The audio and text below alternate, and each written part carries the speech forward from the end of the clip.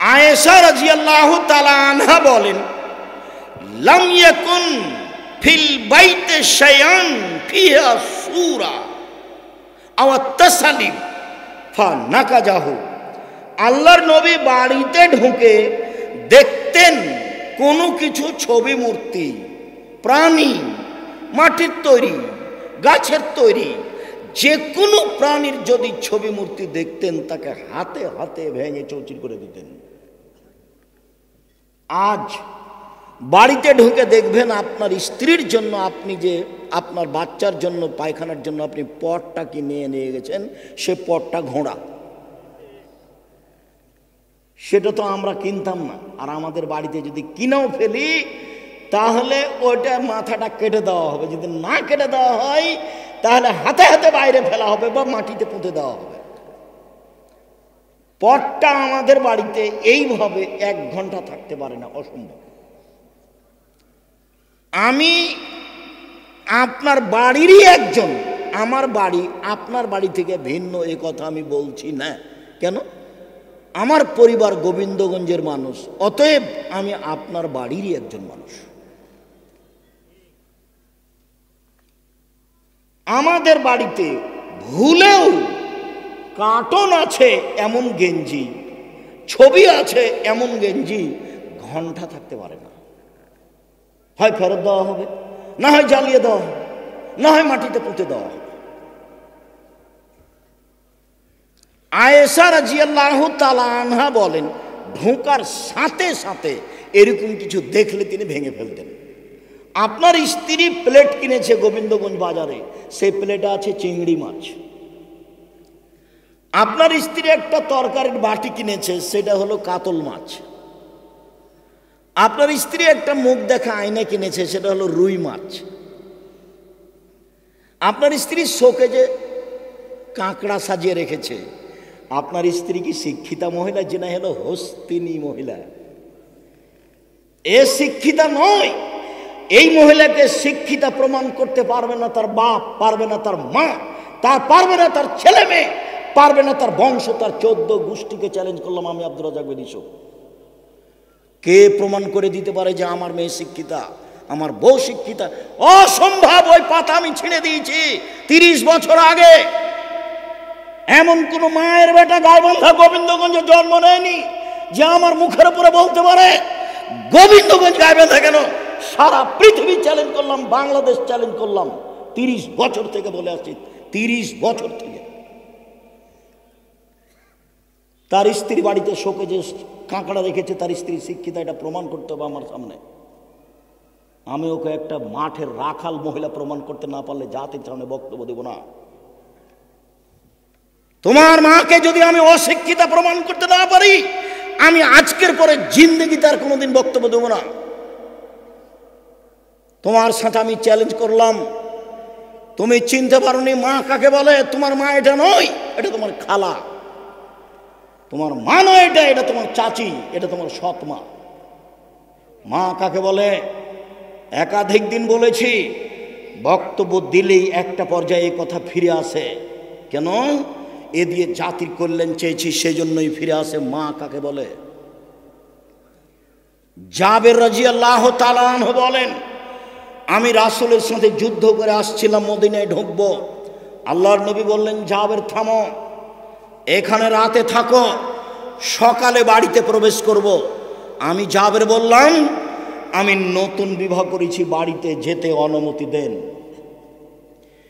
এই কথা শুনতে আল্লাহর নবী বলে বসলেন, কুমারী মেয়ে বিবাহ করেছ না তালাক প্রাপ্ত মেয়ে বিবাহ করেছ? আমি বললাম, আল্লাহর নবী, আমি তালাক প্রাপ্ত মেয়ে বিবাহ করেছি। আল্লাহর নবী বললেন, কুমারী মেয়ে কেন বিবাহ করনি? তুমি তার সাথে খেলতেও তোমার সাথে খেলতো, তুমি তার সাথে খেলতেও তোমার সাথে খেলতো, তুমি কুমারী মেয়ে কেন বিবাহ করনি? তখন জাবের বলছেন, আল্লাহর নবী, আমার বাপ উহুদের যুদ্ধে শহীদ হয়েছেন 9 জন মেয়ে রেখে, আমার 9 জন বোন আছে। আল্লাহর নবী, আমার পিতা উহুদের যুদ্ধে শহীদ হয়েছেন 9 জন মেয়ে রেখে, আমার 9 জন বোন আছে। আকরাহওয়ান উজাব্বেজা মিসলাহুন না, আমি তাদের সমবয়সের মেয়ে বিবাহ করতে অপছন্দ করেছি 4টা কারণে। চারটা কারণে আমি তাদের বয়সের মেয়ে বিবাহ করিনি। চারটা কারণে আমি তাদের বয়সের মেয়ে বিবাহ করিনি। এক, তুয়াল্লে মাহুন্না, আমার স্ত্রী যেন আমার বোনদেরকে বিদ্যা শিখাতে পারে, এই জন্য আমি বড় বয়স্কা তালাক প্রাপ্তা মেয়ে বিবাহ করেছি। দুই, বলে তুয়াদ্দে বাহুন্না, আমার স্ত্রী যেন আমার বোনদেরকে শিষ্টাচার শিখাতে পারে, শিষ্টাচার, এই জন্য আমি বয়সের মেয়ে বিবাহ করেছি। তিন, বলে তুরাজ্জালাহুন্না, আমার স্ত্রী যেন আমার বোনদের মাথার চুলকে সাজগোজ করে চিরুনি করে পরিপাটি করে রাখতে পারে, এই জন্য বয়সপ্রাপ্তা মেয়ে বিবাহ করেছি। চার, অত্যাকুমা আলাইহিন্না, আমার স্ত্রী যেন আমার বোনদেরকে পাহারা দিতে পারে, পাহারা, সেই জন্য আমি বয়সের মেয়ে বিবাহ করেছি। এই ছেলে, চলো এবার তোমার মার কাছে তুমি ফিরে যাও। উপস্থিত দিনী বৈঠকের মুসলিম বোন, 1 মিনিট থামেন, আমি আপনার জন্য এসেছি। যদি আপনার কিছু উপকার করতে পারি, আপনি নিজেকে হিংসার চোখে দেখবেন না, আপনি রাসূল সাল্লাল্লাহু আলাইহি সাল্লামের চোখে নিজেকে দেখেন, মুসলমান হিসেবে দেখেন, আপনার জন্য মানা সহজ হবে। আপনি যদি মনে করেন মানলেই কি আর না মানলেই কি, সে তাতেও কোনো আসে যায় না, মানলেই কি আর না মানলেই কি, মানলেই কি আর না। ফেরাউনও বলেছিল, যখন মূসা আলাইহিস সালামকে আল্লাহ বললেন, মূসা ফেরাউনকে দাওয়াত দিতে যেতে হবে, মূসা বললেন, আমার ভাষা সাবলীল নয়, আমি ভালো করে কথা বলতে পারি না, আর ফেরাউনের পক্ষ থেকে আমার উপর একটা অপরাধের অভিযোগ আছে, এক থাপ্পড় দিয়ে আমি একটা লোক মেরেছি, আমি যাব না। তখন আল্লাহ বললেন, তোমাকে যেতে হবে। বলে, আমার ভাইকে সাথে দেন। ঠিক আছে, দিলাম। তা আমি গেলে ওরা মারবে আমাকে, বলে আমি তোমার সাথে আছি, যাও। এবার দেখেন চলে এসেছে, মূসা এসেছেন, বলছেন, আপনি সীমা লঙ্ঘন করেছেন, আপনি আমার সম্প্রদায়কে ছেড়ে দেন। তখন ফেরাউন বলছে, আরে তুমি তো সেই শিশু, তোমাকে কি আমি শিশুকালে লালন পালন করিনি? এক। দুই, তুমি কি শিশুকালে বহু বছর আমার মাঝে থাকনি? তিন, তুমি তোমার কর্ম করেছো, যা করেছো, এক খাপড় দিয়ে মানুষ মেরেছো, তুমি বড় অকৃতজ্ঞ। এটা ফেরাউন বলল। এখন মূসা বলছেন, জি আমি যা করেছি তা করেছি, তখন আমি ভুল পথে ছিলাম, ঠিকই এক থাপড় দিয়ে মানুষ মারা ভুল হয়েছে, আমি যা করেছি তা করেছি, তখন আমি ভুল পথে ছিলাম। তোমার হত্যার ভয়ে আমি মূসা দেশ ছেড়েছি, আমার প্রতিপালক আমার প্রতি দয়া করেছেন, আমাকে জ্ঞানে গুণে পূর্ণ করেছেন, আমাকে নবী করেছেন। হ্যাঁ ঠিকই, তুমি আমার উপরে অনুগ্রহ করেছো, অনুগ্রহ করে তুমি খোটা দিয়েছো। এই যে খোটা, হ্যাঁ তোমাকে আমি শিশুকালে লালন পালন করিনি, এই যে খোটা, হ্যাঁ তুমি কি শিশুকালে বহু বছর আমার মাঝে থাকনি, এই যে খোটা। হ্যাঁ তুমি আমার প্রতি অনুগ্রহ করেছো, অনুগ্রহ করে তুমি খোটা দিয়েছো, খোটা দিয়ে তুমি বনি ইসরায়েলকে দাসদাসীতে পরিণত করেছো, তুমি বড় উদ্ধত স্বৈরাচার, সীমা লঙ্ঘন করেছো।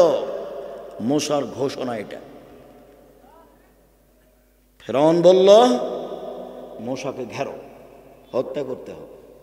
মূসা আগে আগে পালালেন, ফেরাউন পিছে পিছে, সাগর সামনে, বাহারে কুলজুম, নীল সাগর নয়, কুলজুম সাগর। এবার মূসার সঙ্গী সাথী বললেন, আটকা পড়েছি। তখন মূসা বলছেন, কাল্লা, কখনো নহে, অসম্ভব হতে পারে না, ফেরাউন আমাকে ধরতে পারেনি, না মায়া রব্বি, আমার সাথে আমার প্রতিপালক রয়েছে। একটু আগে আল্লাহ বললেন মূসাকে যে আমি তোমার সাথে আছি, কথা ধরতে পারেন না মনে হয়। একটু আগে আল্লাহ কি বললেন মূসাকে, আমি তোমার সাথে আছি। এখন মূসা আলাইহিস সালাম বলছেন যে আল্লাহ আমার সাথে আছে। মূসা পার হয়ে গেলেন, ফেরাউন ডুবে গেল। সবাই জানে আপনি মুহাম্মদ সাল্লাল্লাহু আলাইহি সাল্লামের নিয়ম না মেনে উপেক্ষা করে চললে আপনার ক্ষতি হবে, কারো ক্ষতি হবে না, এর জন্য আপনি দায়ী, উপেক্ষা করিয়েন না। এক, মা ছেলে মেয়েকে বিদ্যা শিখাবে, এমন কোথায় বিদ্যা আছে যেই বিদ্যাতে লেখা আছে যে ছবি মূর্তি ভালো, নেকির কাজ, শোকেজে কেন পুইয়ে সাজা আছে কাঁকড়া। 2 শিষ্টাচার। কি শিষ্টাচার বলো তো ছেলে? তোমার নখটা বড় আছে, এইটাই ভালো শিষ্টাচার? তোমার বোনের নখটা বড় আছে, এইটাই কি ভালো শিষ্টাচার? তোমার বোন এখন মাথায় নাক কাপড় না দিয়ে আছে, এটাই কি ভালো শিষ্টাচার? তুমি পুরুষ মানুষ হাতে এ দিয়ে রেখেছো, মেহেদি দিয়ে রেখেছো, এটাই কি ভালো শিষ্টাচার? শিষ্টাচার শিখাবে। 2 আমার বোনদেরকে চিরুনি করে যত্ন করে রাখবে, কাপড় চুপড় পরিষ্কার করে ঝকঝকে করে সাজগোজ করে বাচ্চাকে রাখবে। এটা কার জিম্মেদারি? এটা মায়ের জিম্মেদারি। 4 বাচ্চার উপরে মা পাহারা দিবে, তার নাম মা। সব সময় 24 ঘন্টা বাচ্চার উপরে পাহারা দিবে মা। কোথায় গেছিলে, কি করছিলে, কি করো, আজকে ক্লাস নেই, আজকে যাওনি কেন, আজ কেন যাওয়া, সব সময় মা পাহারা দিবে বাচ্চাদের, তার নাম মা। শুনুন, আয়েশা রাদিয়াল্লাহু তাআলা আনহা বলেন, কাদাবান নবী সাল্লাল্লাহু আলাইহি সাল্লাম মিন সাফারিন। একদা আল্লাহর নবী সফর থেকে এসে বাড়িতে ঢুকলেন। বাড়িতে ঢুকে দেখলেন যে ইন্নালি কেরামান সাতারতো আলা সাহুয়াতিন লি, আমার একটা চাদর ছিল, সেই চাদরটা আমি জালানায় ঝুলিয়ে দিয়েছিলাম। সেই চাদরে ছিল ছবি। আল্লাহ নবী দরজায় দাঁড়িয়ে বললেন, আয়েশা মাহাজেহি, এইটা কি? ইন্না হাদিহি সূরা ইউদাবুনা ইয়াউমাল কিয়ামা আল্লাযিনা ইয়াদাহুনা বিখালকিল্লাহ। যারা আল্লাহর সাদৃশ্য তৈরি করে তাদের কঠিন শাস্তি হবে। ছবি মূর্তি তৈরি করা হলো আল্লাহর সাদৃশ্য করা। সুদ মহাপাপ, আল্লাহর সাদৃশ্য নয়। ঘুষ মহাপাপ, আল্লাহর সাদৃশ্য নয়। সালাত আদায় না করা মহাপাপ, আল্লাহর সাদৃশ্য নয়। আপনার সিয়াম রোজা না থাকা মহাপাপ, কিন্তু আল্লাহর সাদৃশ্য নয়। আল্লাহর কাজের সাদৃশ্য হলো ছবি মূর্তি তৈরি করা। আয়েশা রাদিয়াল্লাহু তাআলা আনহা বলেন, একদা আল্লাহর নবী বাড়িতে প্রবেশ করলেন, আমি একটা চাদর দরজায় ঝুলিয়ে রেখেছিলাম। আল্লাহ নবী বলেন, আয়েশা চাদরটি সরিয়ে নাও। আয়েশা রাদিয়াল্লাহু তাআলা আনহা বলেন, একদা আমি একটা চাদর কিনেছিলাম। আল্লাহ নবী দরজায় দাঁড়িয়ে গেলেন, ভিতরে ঢুকলেন না। এ দেখেন শুরু হলো এবার। আল্লাহর নবী নিজ বাড়িতে ঢুকছেন না ছবি মূর্তির কারণে, দরজায় দাঁড়িয়ে গেলেন। আয়েশা বলছেন, মুখের চেহারা দেখে আমি বুঝতে পেরেছি তিনি অসন্তুষ্ট। আমি বললাম, আমানতু বিল্লাহি রাসূলিহি, আমি আল্লাহকে মেনে নিয়েছি, নবীকে মেনে নিয়েছি। বলেন তো আমি কি পাপ করেছি? আপনি ভিতরে ঢুকছেন না কেন? 1 মিনিট, এই ছেলে প্রস্তুতি নাও, 1 মিনিট। রংপুরের ঘটনা শোনাই, আমি নাম বলছি না। মৌলানা সাহেব বড়, মৌলানা সাহেব মারা গেছেন, বড় যোগ্য বক্তা ছিলেন। দিনাজপুরে এক দলের অফিসের ঘরে বসে আছেন, চতুর্দিকে দেওয়ালে ছবি মূর্তি আছে। আমি দরজায় দাঁড়িয়ে গেলাম, সালাম দিলাম, আসসালামু আলাইকুম। ভাইজান আপনি এখানে বসে আছেন? ইন্না লিল্লাহ, এত ছবি মূর্তির ঘরে? তখন বলছেন, আরে আপনি ছোট ভাই মুহাদ্দিস সাহেব, আপনি তো বলবেনই। এই কথা বলে একটা হাসি দিলেন। আমি বললাম, জি না, আমি এখানে বসতে পারি না। এই তোমরা ভিন্ন বসার জায়গা আছে, রিক্সা কোথায়? আমি এখন ফিরে যাব। তারা অন্য জায়গাতে নিয়ে গেল। ঘটনা একটা শেষ করলাম। আর একটা মৌলানা খুব বড়, এখনও বেঁচে আছেন, বক্তা জাঁদরেল, আমি নাম আর বলছি না। গেলাম এতে নোয়াখালী দেখছি মৌলানা আগে ঘরে ঢুকে আছে। আমি ব্যাগটা নিয়ে ঘরের দরজায় দাঁড়াতেই একটু উপর দিকে তাকালাম, দেখলি ভেন্টালিটিতে সব ঘোড়ার তৈরি ভেন্টালিটি। আচ্ছা ভেন্টালিটি বুঝেন আপনারা? যে উপরের যেটা, হ্যাঁ, তো ওটা সব ঘোড়ার আকৃতি তৈরি করা আছে। তা বললাম, জি না, আমি তো এখানে বসতে পারি না। তখন বলছে, কি করতে হবে? তাহলে আমাকে এখানে রাখলে সব ভেঙে ফেলতে হবে। সব ভেঙে শেষ করার পরে আমি ভিতরে বসলাম, অথচ মাওলানা বসে আছে। ঢাকার এক এমপি, আমি এখন নাম বলছি না, এমপি সাহেবের ওখানে গিয়ে আমি দাঁড়িয়ে আছি। আমার কাছে বসেন, বলে ভাইজান ছবি মূর্তি তো আছে, একটু না নামালে যে আমি বসতে পারছি না। তখন আমাকে বলছেন, আমি খাঁটি আহলে হাদিস। তা আমি বললাম যে পাশে মূর্তি ছবি রেখা আহলে হাদিস হওয়া যায়, এটা কেমন কথা? আচ্ছা ঠিক আছে ভাইজান, আপনার যদি সম্ভব না হয় তাহলে আমি যাই, আমি আপনার এখানে বসবো, এটা আমার প্রয়োজন নাই, আমি একটা প্রয়োজনে এসেছিলাম, যখন অনুকূলে হলো না যাই। আচ্ছা আচ্ছা ঠিক আছে, সরাচ্ছি, আপনি বসেন। আমি সরালেন, আমি বসলাম। কত ঘটনা আছে এরকম। আমি আলিয়া মাদ্রাসাতে গেছি প্রোগ্রাম করার পরে আমি বাইরে বসে থেকেছি, ঘরে ঢুকে। আমি জানি যে ওইও বিপদে পড়বে, আমিও বিপদে পড়বো, কি দরকার। সমস্যা এত তাড়াতাড়ি শেষ হয়ে যাবে তা আমি বুঝতে পারিনি। যখন আমি মূর্তির পাশ দিয়ে হাঁটতাম তখন আমি ভাবতাম এসব মূর্তি কি কেউ ভাঙতে পারবে? সেদিন কি কোনোদিন আসবে যেগুলো মূর্তি ভেঙে দিবে? তখন আবার শেষে সান্ত্বনা দিতাম এই বলে, আচ্ছা ঠিক আছে, কেউ যদি মূর্তি ভাঙতে না পারে, যেদিন ঈসা আলাইহিস সালাম আসবেন সেদিন মূর্তি ভেঙে দিবেন, সেদিন পৃথিবীতে কোনো মূর্তি থাকবে না। ঈসা আলাইহিস সালাম যেদিন আসবেন সেদিন পৃথিবীতে কোনো উঁচু কবর থাকবে না। ঈসা আলাইহিস সালাম যেদিন আসবেন সেদিন কোনোদিন কোনো শুকুর সোর থাকবে না। সব শুকুর সোর মেরে ফেলবেন, সব উঁচু কবর ভেঙে ফেলবেন, সব ছবি মূর্তি ভেঙে দিবেন। সেই দিনের অপেক্ষা করছিলাম, দেখি একদিনে মানুষ কীভাবে ভেঙে ফেলে দিল। আমি অবাক হয়ে গেলাম যে আল্লাহ এইভাবে কাজ করেন, একেবারেই অবাক। আল্লাহু আকবার। সম্মানিত দিনী ভাই বোন, বলছিলাম আয়েশা রাদিয়াল্লাহু তাআলা আনহা বলেন, আমি আল্লাহকে মানে, রাসূলকে মানে, আপনি দাঁড়ালেন কেন? আয়েশা শোনো, যারা ছবি মূর্তি তৈরি করে তাদের কঠিন শাস্তি হবে। আয়েশা শোনো, যারা ছবি মূর্তি তৈরি করে তাদেরকে পিটিয়ে আত্মা দিতে বাধ্য করা হবে। আয়েশা শোনো, যেই ঘরে ছবি মূর্তি কুকুর থাকে সেই ঘরে ফেরেশতা প্রবেশ করেন না, এই জন্য আমি ঢুকছি না।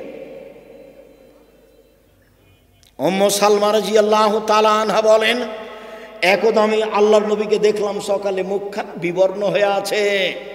উম্মু সালমা বা মাইমুনা বলছেন, আমি বললাম আল্লাহর নবী, ইস্তানকারতু হায়াতাকা মুনজুল ইয়াউম, সকাল থেকে আপনার মুখখান কেমন কেমন দেখছি। আল্লাহর নবী, সকাল থেকে আপনার মুখখান বিবর্ণ দেখছি, বলেন তো আপনি চিন্তিত কেন? তখন আল্লাহ রাসূল বলছেন, মাইমুনা শোনো, ওয়াদানি জিবরাইল, জিবরাইল আমার সাথে ওয়াদা করেছিলেন গত রাত্রে সাক্ষাৎ করবেন। মাইমুনা শোনো, জিবরাইল আমার সাথে ওয়াদা করেছিলেন গত রাত্রে সাক্ষাৎ করবেন। ফালাম ইয়ালকানি, তিনি আমার সাথে সাক্ষাৎ করলেন না। আমাওয়াল্লাহি মা আখলাফানি, আল্লাহর কসম মাইমুনা, জিন্দেগিতে জিবরাইল আমার সাথে ওয়াদা করে খেলাপ করেননি। আমি খুব চিন্তিত, কোনোদিন জিবরাইল আমার সাথে ওয়াদা করে খেলাপ করেননি। কেন যে তিনি আসলেন না তাই আমি চিন্তিত। তিনি আসার ওয়াদা করে আসলেন না কেন? চিন্তা করতে করতে দিন পার হয়ে গেল। চট করে মনে পড়লো, হরে বিছের নিচে একটা কুকুরের বাচ্চা ছিল।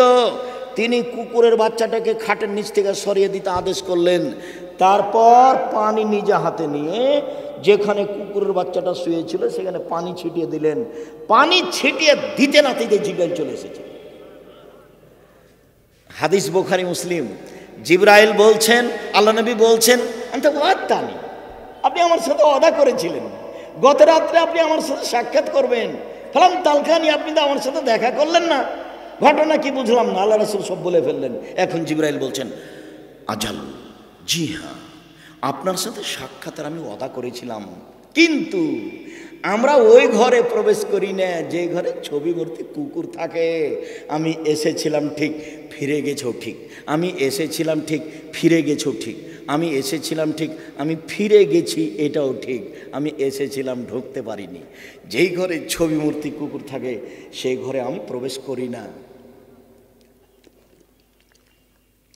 একটু আগে আল্লাহর নবী প্রবেশ করলেন না, আর এবার আল্লাহর নবীর ঘরে প্রবেশ করছেন না কে? জিবরাইল আলাইহিস সালাম। এবার একজন সাহাবী আর একজন সাহাবীর ঘরে প্রবেশ করছেন না, এবার কাছাকাছি চলে এসেছে। আপনার ক্লান্ত হওয়ার আগে আমিও ক্লান্ত বোধ মনে করছি। সম্মানিত দিনী ভাই বোন, আব্দুল্লাহ ইবনে সালেম বলছেন, আরাস্তু ফি আহাদে আবি, আমার আব্বার বেঁচে থাকতেই আমি বিবাহ শাদী করলাম, আমার ওয়ালিমার দিন হলো। তো আমার আব্বা জনগণকে দাওয়াত দিলেন, অলিমার দাওয়াত। অলিমার দাওয়াত জনগণকে দিতে হয়। আকিকার দাওয়াতের প্রমাণ নেই। আকিকার সাথে কুরবানির পশুর কোনো সম্পর্ক নেই। কুরবানির পশু হবে দাঁত আছে দেখে, শিং আছে দেখে, খুর আছে দেখে, চোখ আছে দেখে, তাজা মোটা একবারে ঝকঝকে। আর আকিকা 7 দিনের দিন বাপকে দিতে হবে, গোস্তের জন্য নয়, ওর বাপকে দিতে হবে। কানা হোক, ল্যাংড়া হোক, টেরা হোক, ভাঙা হোক, 2 মাসের হোক, 1 মাসের হোক, খালি হলেই হলো। ছেলের জন্য 2টা কানা ন্যাংরা যা হয়, মেয়ের জন্য একটা কানা ন্যাংরা যা হয়, 2 মাস 4 মাস সময় যা পাওয়া যায়, ছাগল ছাগি ভেড়া ভেড়ে দুম্বা দুমি যেটা হোক না কেন, কুরবানির সাথে আকিকার কোনো সম্পর্ক নেই। কুরবানি নেকির কাজ, আকিকা বাপের জিম্মেদারি। কুরবানি নেকির কাজ, আকিকা বাপের জিম্মেদারি। 7 দিনের দিন বাপকে আকিকা দিতে হবে, ছাগল জবে করতে হবে, বাচ্চার মাথা নেড়ে করতে হবে, চুল সম পরিমাণ রূপা দান করতে হবে। 7ম দিনে কুরবানি ছাগল জবে করতে হবে, বাচ্চার নাম রাখতে হবে, মাথা নেড়ে করতে হবে, চুল সম পরিমাণ রূপা দান করতে হবে ফকির মিসকিনকে। এটা বাপের জিম্মেদারি, ভিক্ষা করে করবে, করতেই হবে। জমিদারি দিয়ে করবে বলে নাই, চাকরি দিয়ে করবে বলে নাই, কর্জ দিয়ে করবে বলে নেই, তো 7 দিন ভিক্ষা করুক, করতেই হবে, ওটা বাপের জিম্মেদারি। 7 দিনের দিন ন্যাংরা খোড়া যাই হোক, কথা বোঝা যায় না? এই যে বলে যাচ্ছি, কোনোদিন এভাবে উল্টিয়া ধরার কোনো সুযোগ নেই, যা বলছি সেটাই। তবে আমি মানুষ বলছিলাম, সম্মানিত দিনী ভাই বোন, অলিমা আসলেন আবু আইয়ুব আনসারী, আমাদের বাড়িতে ঢুকলেন। বাড়িতে ঢুকে তিনি ঘরের দিকে তাকিয়ে দেখলেন, তখন আমি দাঁড়িয়েছিলাম। অসতেরা বাইতি বিনে যাতে আখজারা, আমাদের ঘর বাড়ি সবুজ চাদর দিয়ে ঢাকা হয়েছিল, আমাদের ঘর বাড়ি সবুজ চাদর দিয়ে ঢাকা হয়েছিল। আবু আইয়ুব আনসারী ঢুকে বললেন, কি ব্যাপার? আনতুম তাস্তরুনাল জদরা বেনেজাদিন আখজারা, আপনারা সবুজ চাদর দিয়ে বাড়িঘর ঢেকে রেখেছেন। তখন আমার আব্বা বলছেন, লজ্জায় আমার আব্বা লজ্জা করে বলছেন, আবু আইয়ুব আনসারী কি করি, ইয়াগলেবনা নিসা আলাইনা, মহিলারা আমাদের উপরে জয়ী হয়েছে, টিকতে পারিনি মহিলাদের কাছে। তখন আবু আইয়ুব আনসারী বলছেন, শুনুন, যারা মহিলাদের কাছে পরাজয় হবে আপনাকে আমি তাদের মধ্যে গণ্য করিনি। আমি আবু আইয়ুব আনসারী বলছি, যারা মহিলাদের কাছে পরাজয় হবে আমি আপনাকে তাদের মতো মনে করিনি। শোনেন, লা আতআমু লাকুম তুআমান, আমি আপনাদের খাদ্য খাবো না। ওয়ালা আদখুলু লাকুম বায়তান, আমি আপনাদের বাড়িতে ঢুকবো না। ফাখারাজা, তারপর বের হয়ে গেলেন। আমাকে আপনি আমার মেয়ের বিবাহতে দিয়ে দেন দেখি, আমি বিবাহ পড়াতে নিয়ে আসেন দেখি কেমনি ছবি উঠে। আমি তো বিবাহ পড়ানোর জন্য গেছি মালয়েশিয়া, আমি বিবাহ পড়ানোর গেছি চট্টগ্রাম, বিমানে মালয়েশিয়া গেছি একটা বিবাহ পড়ানোর জন্য। আমি বিমানে চট্টগ্রাম গেছি বিবাহ পড়ানোর জন্য। আমি যেটা বলবো সেটাই হতে হবে। বৈঠক যতদিন পর্যন্ত এরকম না হবে ততদিন পর্যন্ত তাতে আমি রাজি নই। আমি একটা কথা নকল করি, বিবাহের বৈঠকে, আমার বিবাহের বৈঠকে মোহরের কথা উঠেছে, তখন আমি বলছি মোহর এটা হতে হবে, যেমন আমি বলেছি মোহর এটা হতে হবে। আমার মামা শ্বশুর একবারে লাভ দিয়ে উঠলেন, সোলা গাড়ি লাভ দিয়ে উঠে বলছে, আই বিবাহ উঠিয়ে দাও, আই বিবাহ উঠিয়ে দাও, আই বিবাহ দিতে হবে না। জামাই কথা বলে, এই তো ভালো জামাই নয়, জামাই কথা বলে, এই চিল্লা চিল্লি করে বাড়ির ভিতরে ঢুকলেন। বাড়িতে খুব চিল্লা চিল্লি করলেন। আমার শাশুড়ি তার কথায় কান দিলেন না। আমার শাশুড়ি তার ছেলেরাকে বললেন যে ওকে সুন্দর করে ঠান্ডা করে বুঝাও, নইলে পরিবেশ নষ্ট হবে। তো কি বুঝাবে, একবারে রাগ করে বাড়ি থেকে বের হয়ে চলে গেল, সোলা গাড়ি চলে গেল, বিবাহ বৈঠকেই থাকলেন। তো মোহর দিব আমি, আর কথা বলবে আর একজন, একই কথা। আবার বলছে যে বরকে এভাবে বসে থাকতে হবে। কেমন করে বলো তো, মুখের মধ্যে এটা কেবলামুখী হয়ে ধর্ম পাগল হয়ে গেছে। রংপুর, দিনাজপুর, লালমনিরহাট, নীলফামারী, কুড়িগ্রাম, পঞ্চগড়, ঠাকুরগাঁও, গাইবান্ধা, এইসব জেলাতে উকিল বাপ লাগে।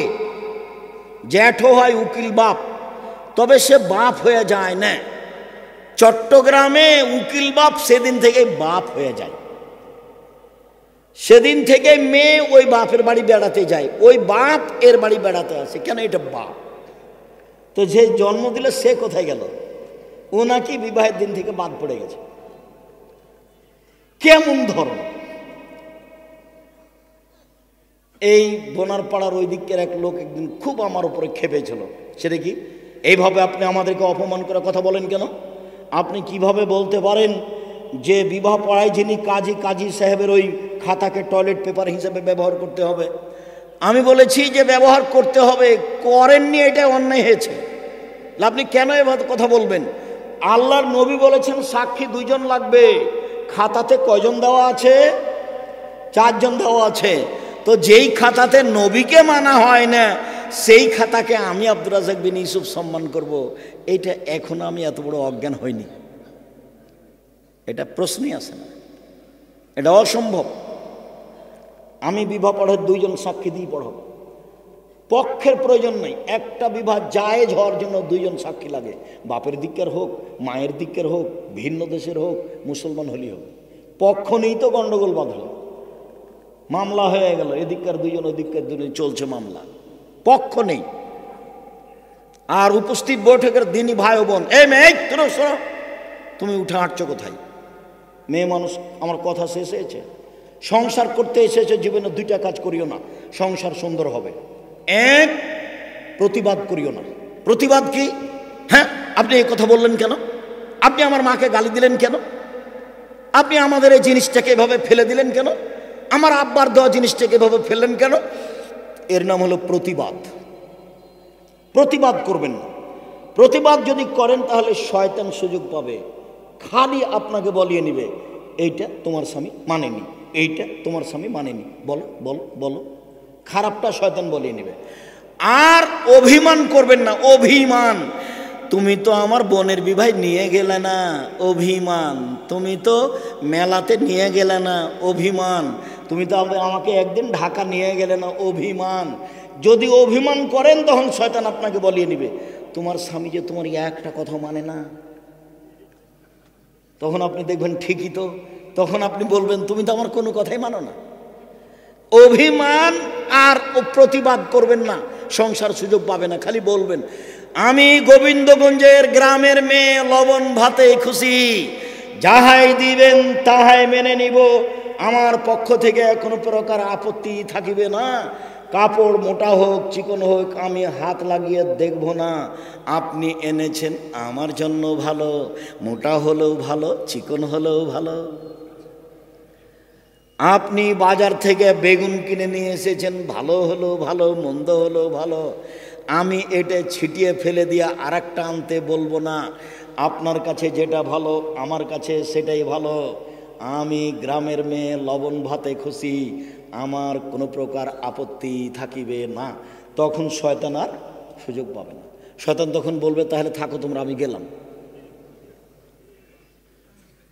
আর আপনাকে বলছি আপনি অভিমান করবেন না আর প্রতিবাদ করবেন না। হ্যাঁ, তুমি আমার মাকে এভাবে বললে, কি পেয়েছো তুমি? হ্যাঁ, তুমি আমার মাকে গালি দিলে কেন? তুমি আমার মাকে চোখ দেখালে কেন? আপনি প্রতিবাদ করবেন না কোনো সময় বইয়ের ওপরে, নাহলে পরিবেশ গরম হবে। একটু পরে এমন ভাবে আপনার স্ত্রী তখন বলবে তোর সাথে থাকবো না, তুই আমাকে তালাক দে, তুই তালাক দে, তালাক দে। আর আপনিও থামতে না পারবেন, তোকে 1 তালাক 100 তালাক দিলাম, যা যা যা। তারপর যখন 1 ঘন্টা পার হয়েছে তো আরে ইন্নালিল্লাহ, কাজটা তো ভুলে গেছে, ছেলে তো 3টে, কি করা যায়? হানাফি মানুষ আরও বিপদে পড়েছে। আব্দুর হিসেব কি করা যায়? আমাদের তো সবাই বলছে যে 1 রাতের জন্য বিবাহ দিতে হবে, এখন কি করা যায়? এখন সবাই বলছে তাহলে আব্দুর রাজ্জাক সাহেবের কাছে যাও। তা আমি আপনার কাছে এসেছি, তালাক তো আমি 1 কোটি দিয়েছি, রাগের ভরে ভাই বলতে থেকেছি, খালি মেজাজ, খালি মেজাজ। তো হয়েছে অত রাগ করে বউ পালন করা যাবে? যাক, যা বলেছেন বলেছেন, বউ 1 তালাক হয়েছে, বউ নিয়ে আসেন, সংসার করেন। কেউ কিছু বললে বলবেন আব্দুর রাজ্জাক বিন ইউসুফ বলেছেন, বাস। দলিলা দিলে তো গ্রামবাসী মানবে না, গ্রামবাসী বলবে 1 রাতের জন্য বিবাহ দাও, তারপরে কোনো কথা। তো আপনি কিছু না মেনে খালি বলবেন আব্দুর রাজ্জাক বিন ইউসুফ বলেছেন, বাস, আমাদের আর কোনো কথা নেই, তুমি শক্ত হয়ে দাঁড়াবা। খবরদার, স্ত্রীকে কখনো গালি দিবেন না, প্রতিবাদে যাবেন না, অভিমান করবেন না। তোমার কাছে এটা বলেছিলাম, তুমি তো এটা করলে না। তোমাকে রাতে একটু পা টিপে দিতে বলেছিলাম, তুমি তো পাটা টিপে দিলে না, তুমি ব্যস্ত থাকলে। অভিমান করতে করতে এক সময় আপনি বলবেন তুমি আমার কোনো দিনই কোনো কাজ করে দাও না। এই পর্যন্ত শয়তান বলাবে। 2টা কাজ কেউ করবেন না সংসারে, প্রতিবাদ নেই, অভিমান নেই। প্রতিবাদ নেই, অভিমান নেই, হিসাব নিকেশ করে চলবেন। আর আপনার স্ত্রীকে বলছি 1 কেজি বেগুন নিয়ে গেছেন, 5টা বেগুন ধরেছে, 5টাই যেন কেটে রান্না না করে, 4টা কেটে রান্না করবে, 1টা রেখে দিবে, ওতে বরকত আছে। একবারই সব শেষ করে খাবে না, সবই যদি শেষ করে খায় তাহলে ও হস্তি নিব, ও সংসার বোঝে না। আলিখতে সাদো ফিনিসপিল আলিখতে সাদো নিসপিল আয়েশা, মধ্যম পন্থায় খরচ করা হচ্ছে অর্ধেক জীবিকা নির্বাহ। খুব খেয়াল করে থাকবেন, চলেন। সম্মানিত দিনী ভাই বোন, রাসূল সাল্লাল্লাহু আলাইহি সাল্লামের যুগের পরের ওমরের কথাটা বলে আলোচনার শেষের দিকে আসি। ওমর রাদিয়াল্লাহু তাআলা সিরিয়া গেলেন।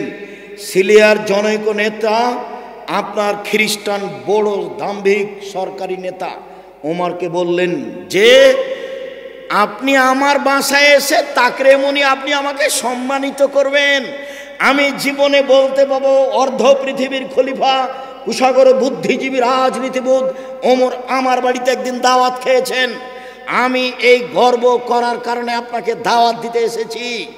আজীবন আমি বলবো অর্ধ পৃথিবীর খলিফা, কুশাগর বুদ্ধিজীবী রাজনীতিবিদ ওমর আমার বাড়িতে একসঙ্গে খেয়েছে। আপনি চলেন আমার বাড়িতে দাওয়াত নেন আপনার সঙ্গী সাথী সহ। ওমর বললেন, আপনাদের গির্জা ঘরে ছবি মূর্তি আছে, যে ঘরে ছবি মূর্তি থাকে ওমর সে ঘরে প্রবেশ করে না। শিরক বেদাত থেকে বেঁচে থাকুন। 24 ঘন্টার মধ্যে নয়, রাতে বাড়িতে যেন আর কোনো প্রকার ছবি, কার্টুন, কাপড় চোপড় না থাকে। কাপড় চোপড় যা আছে জ্বালিয়ে দিবেন। শোকেজে আপনার কাঁকড়া সহ যত আয়না আছে সব ভেঙে দিবেন। যদি ভেঙে না দিয়ে শোন তাহলে আপনি মুনাফেক, আপনি বক্তব্যের সাথে মুনাফিকি করেছেন, তাতে আমার কিছু আসে যায় না। আপনি ক্ষতিগ্রস্ত হবেন, আপনার ব্যাপার। আর যত কার্টুন পূর্ত কাপড় চোপড় আছে সব রাতে জ্বালিয়ে দিতে হবে। আবার আগামীকালকে নতুন কিনতে হবে, যাতে এ নাই কার্টুন নেই, এরকম কাপড় চোপড় কিনতে হবে। ফেরেশতা আপনার ঘরে আসুক, আল্লাহ আপনার প্রতি দয়া করুক, এটা আমি ঐকান্তিকভাবে কামনা করি। আল্লাহ আপনার রুজিতে বরকত দান করুক। আল্লাহ তুমি আমাদেরকে তোমার রাসূলের পদ্ধতিতে চলার তৌফিক দান করো। এই ছেলে থামো। আমার আলোচনার প্রথম কথা, জামিয়া সালাফিয়া ডাঙ্গিপাড়া পবা রাজশাহী, জামিয়া সালাফিয়া হাটাবো বীরহাটাবো রূপগঞ্জ নারায়ণগঞ্জ ঢাকা, জামিয়া সালাফিয়া তেঘরা বিরল দিনাজপুর, জামিয়া সালাফিয়া বরিশাল, এগুলো চলমান প্রতিষ্ঠান। ফর্ম হয় ডিসেম্বরে, ভর্তি পরীক্ষা হয় 1 জানুয়ারি। ফর্ম হয় ডিসেম্বর, পুরো ডিসেম্বরে, ভর্তি পরীক্ষা 1 জানুয়ারি। এটা মনে রাখবেন। আর আবদুল্লাহকে সবাই ভালোবাসি, তার বক্তব্য আমরা সবাই শুনতে চাই। আবদুল্লাহর বইগুলি আছে মিন্নাতুল বারি, ব্যতিক্রম বই, বোখারির ব্যাখ্যা। আর আমি এই অবস্থাতে চেষ্টা করেছি উপদেশ নামে বইটা লিখা, যা বলি সেগুলো কলমে লেখা, অতি প্রায় সব কিছু আছে, ছবি মূর্তিও আছে। আর সলাতের উপরে বইটা, নামাজের উপরে বইটা, বিস্তারিত নিয়মকানুন দেওয়া আছে, তাতেও দেওয়া আছে কতটি হাদিস হাত তুলে দোয়া করার, আর কতটি জয়ীফ হাত তুলে দোয়া করার। দোয়ার বইও আছে। সবগুলোই বই নিয়ে যাবেন। শেষ পর্যন্ত যদি কিছুই না নিয়ে যেতে পারেন তাহলে আল ইতেসাম একটা পত্রিকা নিয়ে যাবেন। সম্পাদকীয় হচ্ছে আবদুল্লাহর লেখা। সম্পাদকীয় একটা অবাক ব্যাপার। সম্পাদকীয় আবদুল্লাহর লেখা, আর পত্রিকাতে 50টা প্রশ্নের উত্তর আছে। আর আবদুল্লাহ যে সজলের সাথে বাহাস করেছিল না, ওই যে লন্ডনে যে সজল থাকে, মানে কোরআন শুধু মানতে হবে, হাদিস মানতে হবে না। অনেক দিন পরে হলো আবদুল্লাহ সে বইটা বের করলো, কোরআনের আলোকে হাদিসের অপরিহার্যতা, হাদিস মানতেই হবে। আর ওই বইটা আছে কিনা ওটা মনে হয় নাই, যেটা ওই যে ফিলিস্তিনের বিভিন্ন দেশ সম্পর্কে যেটা লিখেছে। তো শুক্রিয়া, জাযাকুমুল্লাহ খার। অনেকগুলো প্রশ্ন, কিছু 2-1টা উত্তর দিচ্ছি।